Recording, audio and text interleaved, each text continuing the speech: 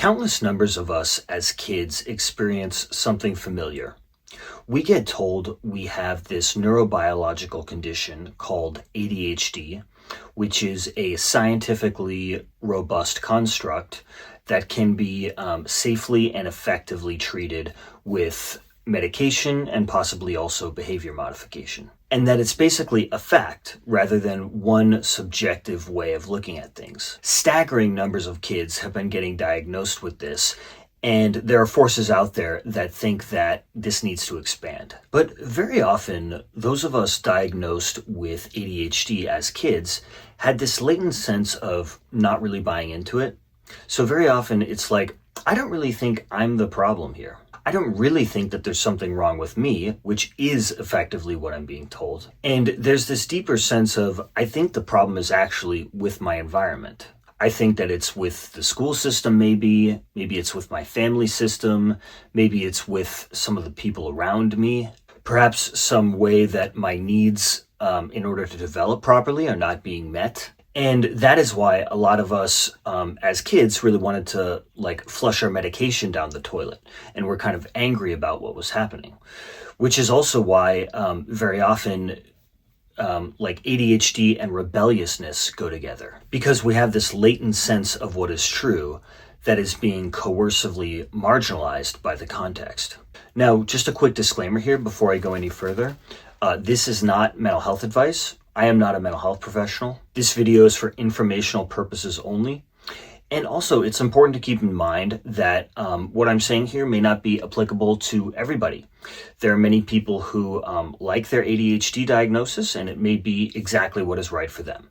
So this is merely intended to speak to particular phenomena that I think are important, but that are not being appropriately addressed. But it's not intended to paint a very broad brushstroke. Now, stepping back here, when it comes to ADHD, I think that we are essentially medicalizing issues that are fundamentally non-medical. Very generally speaking, when I look at the ADHD phenomenon, what I see are basically a population of kids with certain traits in environments with certain traits, and there's a real mismatch there. And what are some of those traits common in the ADHD population? Well, I would say often these kids are very creative, or I would say more intuitive and emotionally sensitive, often very high energy, often much less linear-minded than most people, much more inclined to question authority and not just go along with arbitrary rules and authority figures. Now, these traits common in this population are some of the most important qualities out there. They exist in the population for very good reason. And so I just want to zoom in on this here for a second. Any healthy society is going to have an apparatus and a culture that is capable of cultivating and supporting these traits, like being way out here in terms of creativity and emotional awareness and being more inclined to question authority. That is where the positive change and the growth is, right? That's where these breakthrough 0 to 1 possibilities are. They don't come from the conditioning of these authoritarian and bureaucratic schools that are dominant in our society, or that of the mental health system, which supports it. In fact, those kinds of things can be dangerously counterproductive to the cultivation of these traits and to the nurturing of the people that are kind of way out here on the bell curve in terms of those traits. So in other words, another way of looking at the whole ADHD phenomenon in children is that all of the most creative, intuitive, authority questioning kids are being marginalized in childhood by the school system and the mental health system that supports it, and by many family cultures, etc. And they're being shaped in ways that are destructive to them. So in other words, and I think it's important to emphasize this, I'm not even sure that it's necessarily a matter of the conversation being like, the world says that the ADHD phenomenon is this, and I think it's this. So much as I think it's probably more a matter of the population of people that are like way higher in some of these very important and very positive traits are being marginalized and medicalized and labeled with this disorder called ADHD. And so you have these kids that are said to have ADHD on one side of the equation that are really just possessing these particular traits. And then on the other side, you have this environment with these other traits that are pretty hostile to that. And so what are some of the traits of these kinds of environments? Well, I would say that they often tend to value conformity more. They're often much more bureaucratic. They're often much more comfortable with authoritarianism and coercion. They are much more about this kind of like outside-in way of functioning. And a lot of the world exists that way because there's a certain logic to it, and there's a certain justification as to why it's needed. And perhaps it's not completely wrong even. The problem is when those two things get out of balance, right? When the nature of these environments and sort of what these kids represent in our culture, when those two broader forces get out of balance. And when all the kids who are way out here on the bell curve in terms of these critical traits are treated like they're mentally ill as children. In other words, when that whole population is marginalized right out of the gate in childhood, you know that those two forces are way out of balance. So I just want to reiterate this again here because I think it's a subtle and nuanced but very important point, which is I'm not sure that this whole issue is about the question of what the ADHD phenomenon represents. I think it's about the population of people that are way out here in terms of these traits, like being more creative, more emotionally aware, more intuitive, more anti-authoritarian, more autonomous, all these different, critical things. It's about how they're met by the environment, and it's about the different forces in our world that meet those people with a kind of hostility and bewilderment. So I think that is ultimately the discussion that needs to be had. And so it's about like a broader tension between these two different poles. One that's represented by the environment, which values like social fusion, right? Where you kind of give up yourself and you conform and you sort of live from the outside in. And, there's a lot more kind of like coercion in that world. And there's a lot more of a tendency toward authoritarianism probably. And then like the other pole is what's represented, heavily in many of these kids that are said to have behavior problems and ADHD and things like that, which is much more about a kind of internal truth that you're taking into the world, a certain kind of like autonomy and authenticity and the creativity there.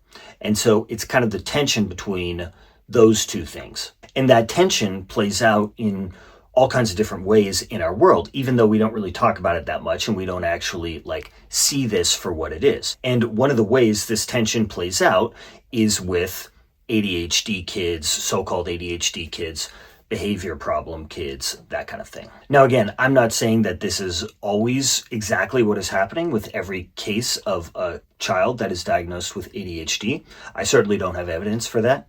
I'm just kind of speaking to this phenomenon here in this pattern. Now you might say, but wait a second, a lot of kids diagnosed with ADHD really do seem to be struggling and even suffering. And that may be true, but that doesn't mean that the mainstream framing of this issue is at all accurate. First of all, some of that really does just have to do with an oppressive context, right? When you're in a context that is controlling and doesn't understand you and is harmful in various ways, suffering is going to be a natural thing, which can then arbitrarily be called a medical condition. But I think a lot of it is actually much more just about the fact that when you have this population of people that are way out here in terms of some of these traits, and they're in an environment that is unable or unwilling to like meet their true needs and support them in the way that they need, then you're going to have some of these things that look problematic. Of course, that's going to lead to some suffering and some wounding. It's going to create some conditioning that's then going to be there long term until we actually transcend it, that is going to be problematic. But that doesn't mean that you really have this thing called ADHD. It just means that maybe you were harmed and not supported properly. And so these kids are more likely to be acutely harmed by the limitations of these environments that we call normal, rather than just experiencing the kind of low-grade chronic harm that most kids experience. And then we say that they're normal and they're doing fine. And so we might see things that look maladaptive or problematic in this population and then say, oh yeah, they have ADHD.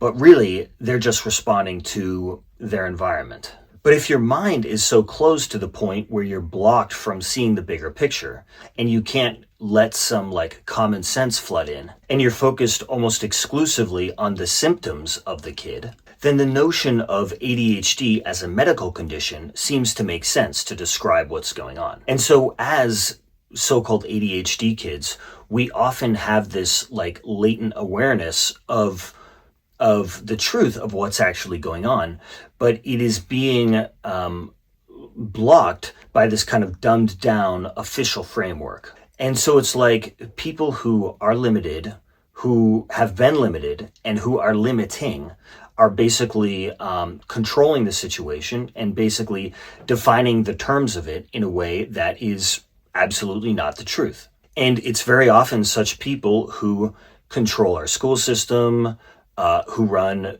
and work in the mental health system. And very often it's those people who are our parents, quite frankly. And there are some such people who really do want to learn and grow. And yes, they may have some limitations like we all do, but they're trying to develop more awareness. And that's all that any of us can do. And there are many people who are in denial and are rigid and are locked down on a particular way of looking at things and are continuing to force this onto a situation that it's really not suited for. Now, one of the things that motivates this ADHD diagnosis in kids is there's often some really serious concern on the part of the adults, because these experts think that this condition is highly correlated with certain really negative outcomes like academic failure, higher incarceration rates, higher substance abuse rates, worse life outcomes across the board. And this is supposedly evidence that it's a serious disorder. Now, let's put aside the question of the fidelity of that data. There could be some of these negative outcomes, but that doesn't mean you have this condition that's leading to it. It could just as easily mean that your screwed up environment isn't working for you and they're making you the problem for it, and they're subtly or not so subtly hostile to you about it. And so these kids with these traits and these unique ways of operating aren't getting what they need, and so things can go sideways. The problem is we're refusing to look at it this way. We don't want serious questions about the environment. We don't really want to evolve because that's difficult and painful. And so we just keep doing this stuff to kids that basically ultimately amounts to psychological abuse, I would argue. And so they act like the risk factor for these kids is this supposed disorder, and so they need to treat this disorder.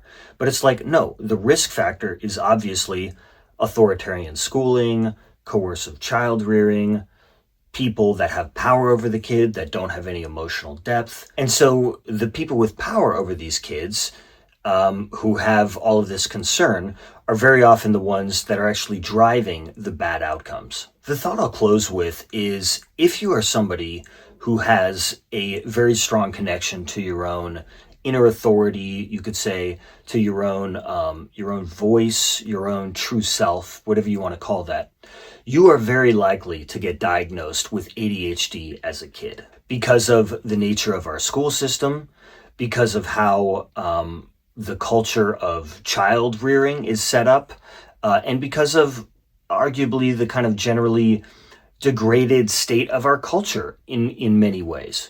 And so you're going to be coming up against all of this when you're a kid because of these traits that you have. The key is, once we're adults and once we're out of that sinking ship, to really start to kind of reconnect with ourselves and reconnect with cultivating all of these aspects of ourselves that we weren't able to when we were younger and we were trapped. And by doing that, I think we ultimately kind of help to sort of, in our own way and on our own level, we ultimately help to kind of ratchet up the human condition, starting with where we are. So I hope that this video has been helpful for you. I hope it's given you some new perspective on the ADHD phenomenon, whether any of this actually directly happened to you or somebody you know or your child, or maybe you work in one of these institutions.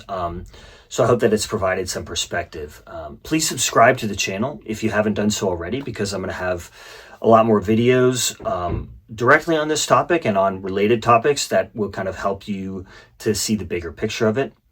And please also share this video with anybody who you think it might be relevant for. My goal is really to just get these resources out there to all the people who might benefit from them. Thank you so much for watching this, and I look forward to having you for the next one.